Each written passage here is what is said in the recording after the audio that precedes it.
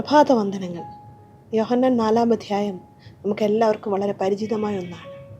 യേശു യഹൂദ ദേശത്തു നിന്നും ഗലീലയിലേക്ക് പോകുമ്പോൾ വേറെ വഴി ഉണ്ടായിട്ട് കൂടിയും ശമരിയയിലൂടെ പോകുന്നതായിട്ട് കാണുവാൻ സാധിക്കും. അവിടെ വെള്ളം കോരുവാനെത്തുന്ന ശമരിയക്കാരി സ്ത്രീയോട് വെള്ളം ചോദിക്കുന്നു.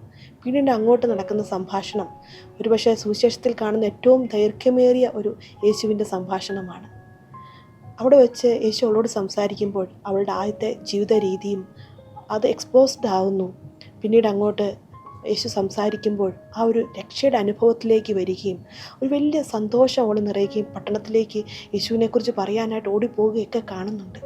ഒരു വ്യക്തി തകർന്നിരിക്കുന്ന ഒരു സ്ത്രീ പെട്ടെന്ന് യേശു അവളുടെ ജീവിതത്തിലേക്ക് വെളിപ്പെട്ട് വന്നപ്പോൾ ഒരു ഡിവൈൻ അപ്പോയിൻമെൻറ്റ് സംഭവിച്ചപ്പോൾ അവളുടെ ജീവിതം എങ്ങനെ മാറി എന്ന് നമുക്ക് കാണുവാനായിട്ട് സാധിക്കും.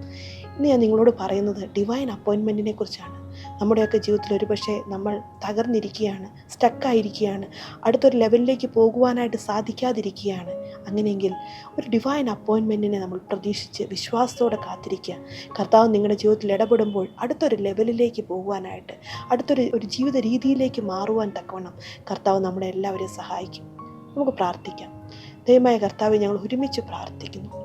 ഞങ്ങൾ കർത്താവ് ഒരു ഡിവൈൻ അപ്പോയിൻമെൻറ്റിനായിട്ട് ഞങ്ങൾ പ്രാർത്ഥിക്കുന്നു. ഞങ്ങളുടെയൊക്കെ ജീവിതത്തിൽ കർത്താവെ അങ്ങ് ഒന്നും കൂടെ ഒന്ന് ഇടപെടുന്നതിനായിട്ട് ഞങ്ങൾ പ്രാർത്ഥിക്കുന്നപ്പ.